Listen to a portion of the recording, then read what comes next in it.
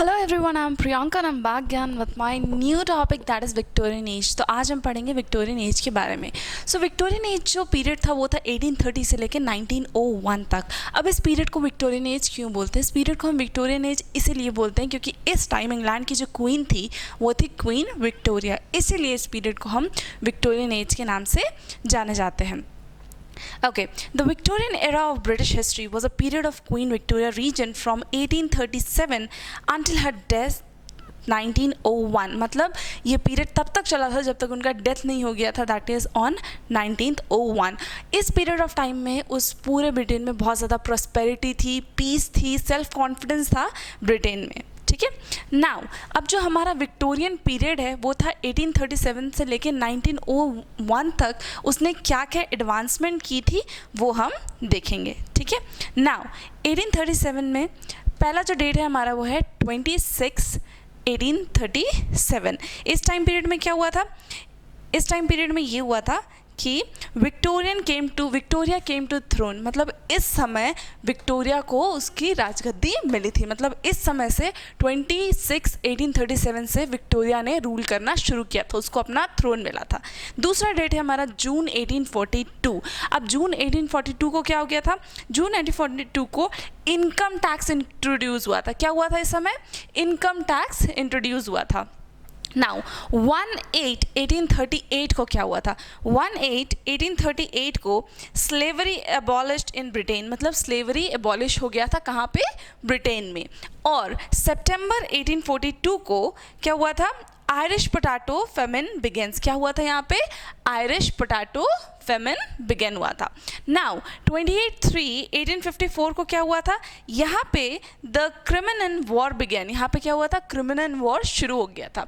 उसी समय 24/11/1859 में क्या हुआ था कि Charles Darwin's on the origins of species. क्या हुआ था इस समय? Charles Darwin on the origin of species. Next is 17/11/1869। इस टाइम पे क्या हुआ था? 17/11/1869 को स्विस कैनाल ओपन हुआ था। क्या ओपन हुआ था? स्विस कैनाल ओपन हुआ था।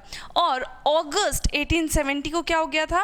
Right to tenants and right to women to retain property against marriage. मतलब कि अगर आपकी शादी हो भी गई है तो भी आपको आपकी प्रॉपर्टी में हिस्सा, मतलब वुमेन्स को अपने फादर की प्रॉपर्टी में हिस्सा मिलेगा, इस चीज़ की राइट्स आई थी। नेक्स्ट इज 2/8/1880 को क्या हुआ था? इस समय education is made compulsory for the children under 18। मतलब जो भी बच्चे अंडर 10 मतलब जो भी बच्चे 10 साल के नीचे हैं उनके लिए एजुकेशन कंपलसरी है, मतलब उनको पढ़ाई करना ही करना है। Next is 22/1/1901। इस समय क्या हुआ था? ये वो पीरियड ऑफ टाइम है जब विक्टोरिया का डेथ हो गया था। ठीक है, नाउ मूव फॉरवर्ड। आगे है हमारा विक्टोरियन पीरियड के बाद timeline of major event in Victorian times. अब क्या क्या टाइमलाइन है जो विक्टोरियन पीरियड के टाइम का है? ठीक है, जैसे कि 1819 को क्या हुआ था? 1819 को बर्थ हुआ था विक्टोरिया का। विक्टोरिया का बर्थ कब हुआ था? 1819 को। इस टाइम पे विक्टोरिया का बर्थ हुआ था। 1837 Victoria succeeded uncle Williams IV to throne at an age of 18। मतलब वो गद्दी पे बैठी थी 1837 पे इनको थ्रोन मिल गया था। ठीक है, next is 1843 Carlill past and present. 1844 Irish potato feminine. मतलब 1844 को क्या हो गया था? आयरिश पोटैटो फेमिनिन हो गया था। मतलब इसी तरह क्या क्या उस समय टाइमलाइन, मेजर टाइमलाइंस क्या क्या थे, ये मैंने बेसिकली अभी इन सभी टाइमलाइंस के बारे में आपको बताया। Next is characteristics of Victorian age. अब इनका क्या कैरेक्टरिस्टिक है? ये तो विक्टोरियन एज हो गया, अब इनका क्या कैरेक्टरिस्टिक्स है? पहला कैरेक्टरिस्टिक्स ये है कि literature tend to closer to daily life. मतलब जो लिटरेचर था वो हमारे डेली लाइफ को कैसे अफेक्ट करते गया ये हमें पता चलेगा। मॉरल पर्पस, मतलब विक्टोरियन पीरियड ऑफ टाइम में बहुत ज़्यादा मॉरल पर्पस मिला था हमें। Idealism, that is age of doubt and pessimism. Great ideals like truth, justice, love, brotherhood are emphasized by poets, essayists and novelists at the age. मतलब इस time period पे जितने भी पोएम्स लिखे गए थे और नोवेल्स लिखे गए थे, ड्रामास लिखे गए थे, वो ज़्यादा से ज़्यादा किस चीज़ में एम्फेसिस करते थे, मतलब ज़्यादा से ज़्यादा किस चीज़ के बारे में बताते थे? वो ट्रुथ, जस्टिस, लव और ब्रदरहुड, इन सब के बारे में हमें बताते थे. Next is other features of this period, मतलब और क्या क्या फीचर्स होंगे इस पीरियड ऑफ टाइम में, मतलब विक्टोरियन एज के इस पीरियड ऑफ टाइम में और क्या क्या हमारे फीचर्स थे. पहला है एन एज ऑफ ट्रांजिशन, मतलब ये एक एज ऑफ ट्रांजिशन का टाइम था, मतलब कि ये एक टर्निंग पॉइंट था विक्टोरियन एज में, क्या क्या चेंजेस आई. तो वो चेंजेस कब से शुरू हुआ था? विक्टोरियन एज के टाइम से शुरू हुआ था. Next is London became most important city in Europe. London सबसे इंपॉर्टेंट सिटी कहाँ का बना? यूरोप में. यूरोप में लंदन सबसे इंपॉर्टेंट सिटी बना इस पीरियड ऑफ टाइम में. Population of London expand to 2 million to 6 million, और जो लंदन की पॉपुलेशन थी वो 2 मिलियन से कहाँ तक पहुँच गई? 6 मिलियन तक पहुँच गई. ठीक है. Next is shift from ownership of land to modern urban economy, मतलब ये लोग कहाँ कहाँ से शिफ्ट हुए? ये लोग खुद के ओनरशिप ऑफ लैंड से मॉडर्न टेक्नोलॉजी में शिफ्ट हो गए. ठीक है. Next is impact on industrialism, मतलब कि इंडस्ट्रियल में भी बहुत ज़्यादा ग्रोथ आया. इंक्रीज इन वेल्थ, अब इंडस्ट्रियल में डेवलपमेंट आएगा, ओनर्स से इंसान मॉडर्न में कन्वर्ट हो जाएगा, पॉपुलेशन इंक्रीज हो जाएगा, तो फिर क्या हो जाएगा? हमारा वेल्थ भी इंक्रीज होगा. मतलब इस पीरियड ऑफ टाइम में क्या बढ़ा? हमारा वेल्थ भी इस पीरियड ऑफ टाइम में हमारा इंक्रीज हुआ. Next is world famous foremost imperial power. Victorian people suffered from anxieties, a sense of being displaced person in age of technology and advancement. Next is religious debate. अब इस period of time का religious debate क्या है? Religious debate. ठीक है. Religious debate क्या है? The view of life was identical with dissenters, मतलब डिसेंट्रीज से सिमिलर इनका व्यू ऑफ लाइफ था. The high church emphasis the importance of tradition, rituals and authority. जो हाई वहाँ के जो सबसे बड़े बड़े चर्च थे, उन्होंने एम्फेसिस किया, किस चीज़ में जोर दिया? उन्होंने सबसे ज़्यादा इंपॉर्टेंस बताया ट्रेडिशन का, वहाँ के ट्रेडिशन, वहाँ के रिचुअल्स और वहाँ के मेन अथॉरिटीज़ पे. The Oxford movement led by Newman, और ऑक्सफोर्ड मूवमेंट को किसने लेड किया था? न्यूमैन ने लेड किया था. Next mid Victorian period. अब जो मिड विक्टोरिया पीरियड है वो कब से कब तक था? मिड विक्टोरियन पीरियड कब से कब तक था? It was from 1848 to 1870. कब से कब तक था? 1848 से 1870 तक. ठीक है. 1848 से 1870 तक हमारा मिड विक्टोरियन पीरियड था. Next is a time of prosperity. ये वो टाइम था जब हमारा सबसे ज़्यादा प्रॉस्पेरिटी हुआ था, मतलब सबसे ज़्यादा हमें बेनिफिट हुआ था. प्रॉस्पेरिटी हमने प्रोग्रेस किया था. द टाइम ऑफ इम्प्रूवमेंट, हमने चीज़ों में इम्प्रूवमेंट लाए थे. Time of stability and time of optimism, मतलब ये हमें वो टाइम था जिसमें हमने डेवलपमेंट करने के बाद भी हम स्टेबल अच्छे से प्रोग्रेस कर पाए थे. Okay. Next is literacy, publication and reading. अब कौन कौन सी लिटरेसी, पब्लिकेशन और रीडिंग हुई थी विक्टोरियन एज के टाइम में?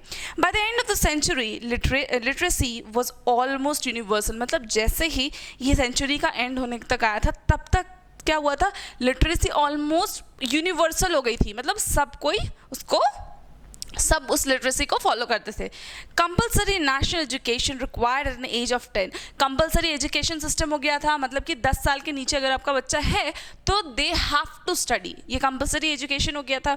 दूसरा है due to technology advancement and explosion of things to read including newspaper, periodicals and books.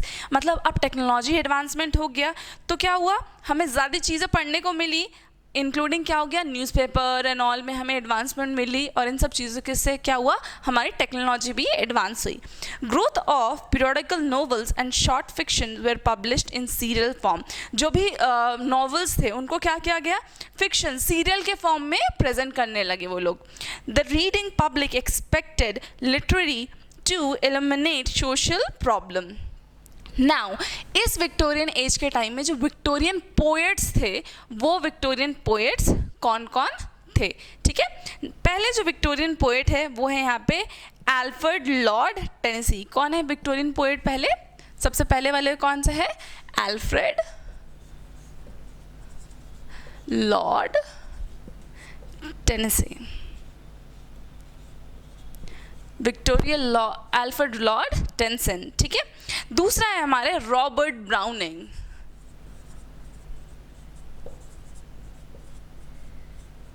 Robert Browning, Robert Browning है हमारे दूसरे इस टाइम पीरियड के पोएट। थर्ड है हमारे मैथ्यू आर्नोल्ड, थर्ड क्या है, मैथ्यू आर्नोल्ड, मैथ्यू आर्नोल्ड हमारे थर्ड पोएट है इस पीरियड ऑफ टाइम में।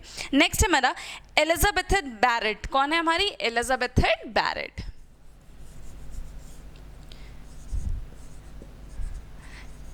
Elizabeth Barrett, Elizabeth Barrett. अब ये कौन हो गए हमारे, ये हमारे जो पोएट्स थे, ये जो चार विक्टोरियन पोएट्स थे इस पीरियड ऑफ टाइम में जो विक्टोरियन पोएट्स थे वो ये है। पहले है अल्फ्रेड लॉर्ड टेनेसी, दूसरा है रॉबर्ट ब्राउनिंग, थर्ड है मैथ्यू आर्नोल्ड और फोर्थ है मेरा एलिजाबेथ बार्नेट, ठीक है। नेक्स्ट, अब इस पीरियड ऑफ टाइम में ये लोग कैसे पोएट्री लिखते थे, ये एरिया रोमांटिक पोएट के एरा के नाम से जाना जाता है। मतलब कि इसमें जितने भी रोमांटिक पोएट्स हैं वो लिखे गए थे। पहला है हमारा नॉवेल्स। अब हम नॉवेल्स के बारे में पढ़ेंगे। एंड अर्ली विक्टोरियन नॉवेल्स, जो सबसे अर्ली विक्टोरियन नॉवल है वो है हमारे किस पे बेस्ड है, हमारे realism, criticism of social evils, but faith in progress, general and optimism. The main representative was Charles Dickens. इसका main representative, the early Victorian novel का जो main representative था वो कौन थे, Charles Dickens. Now mid Victorian novel, ये जो है ये नॉवल ऑफ पर्पस है। मतलब इसमें क्या शो हुआ है, जो मिड विक्टोरियन नॉवेल्स उसमें क्या शो हुआ है, इसमें हमारा शो हुआ है रोमांटिक, ठीक है, गोएथिक एलिमेंट जैसे कि साइकोलॉजिकल इंटरेस्ट उसमें जगाने की कोशिश की गई है लोगों का। The main representative writers were, और ये जो राइटर्स थे, मतलब ये सब जिन्होंने इस टाइप की उस समय पोएम नॉवेल्स लिखे थे वो कौन थे हमारे, Bronte sisters and Robert Louis Stevenson. किसने लिखा था, ब्रोनेट सिस्टर्स और रॉबर्ट लुइस स्टीवेंसन ने। थर्ड है हमारा लेट विक्टोरियन नॉवेल्स। अब लेट विक्टोरियन नॉवेल्स किसने लिखा था, लेट विक्टोरियन नॉवेल्स जो था ये बेसिकली नेचुरलिस्टिक नॉवेल्स थे जो कि नियर टू यूरोपियन नेचुरलिज्म के बारे में बताते थे, ठीक है। Showing a scientific look of human life, ये लोग क्या शो करते थे, साइंटिफिक लुक शो करते थे ह्यूमन लाइफ का। और इनके मेन राइटर्स कौन थे, इनके मेन राइटर्स थे थॉमस हार्डी और ऑस्कर विल्डे। कौन थे, थॉमस हार्डी और ऑस्कर विल्डे। नाउ जेन ऑस्टिन जो थी, इनकी जो मतलब जो मेन इन्होंने लिखी है वो कौन कौन सी है, कौन कौन सी बुक्स इन्होंने लिखी है, sense and sensibility that is in 1811 में लिखी थी। दूसरा pride in prejudice that is 1813 में लिखी थी। मैसफील्ड पार्क 1814 में लिखी थी। एमा 1816 में लिखी थी। दूसरे हैं हमारा राइटर वो है चार्ल्स डिकन। इन्होंने कौन कौन सी बुक लिखी है, ओलिवर ट्विस्ट लिखी है 1838 में लिखा है। डेविड कॉपरफील्ड 1850 में लिखा है। ब्लीक हाउस 1853 में लिखा है और ग्रेट एक्सपेक्टेशन इन्होंने 1861 में लिखा है। नेक्स्ट हमारे राइटर है वो है द ब्रोनेट सिस्टर एंड चार्लोट ब्रोनेट। ये इन्होंने क्या लिखा है, द प्रोफेसर लिखा है इन्होंने 1846 में से 1857 में लिखा है। जेन आयर 1847, विल्टी 1853। एमिली ब्रॉन्टे ने लिखा है वल्थरिंग हाइट्स 1847 में। एनी ब्रॉन्ट लिखा है द टेनेंट ऑफ वाइल्डफेल हॉल 1848 में। थॉमस हार्डी ने टेस ऑफ डी अबरविल्स 1891 में लिखा है। जूड ऑफ ओबस्कर 1895 में लिखा है। अब ये तो हो गया विक्टोरियन पोइट्री के बाद में, ठीक है, पोइट्री और नॉवेल्स के बारे में। अब हम बढ़ेंगे इस पीरियड के विक्टोरियन पीरियड के ड्रामा के बारे में। Victorian drama, the theatre was a flourishing and popular institution during Victorian period. मतलब इस पीरियड में जो थिएटर्स थे वो बहुत ज़्यादा पॉपुलर थे। The popularity of theatre influenced other genres, और ये पॉपुलैरिटी जो थी थिएटर्स की, ये दूसरे जेनर्स को भी बहुत ज़्यादा इन्फ्लुएंस करती थी. Bernard Shaw and Oscar Wilde transformed British theatre with their comic masterpiece. इन्होंने जो कौन से दो थे, बेनार्ड, कौन से दो थे हमारे, I'll write here, एक है हमारे बेनार्ड शॉ और दूसरे हमारे ऑस्कर विल्डी. ये है हमारे दो राइटर्स जिन्होंने ट्रांसफॉर्म किया ब्रिटिश थिएटर को एक कॉमिक मास्टरपीस में.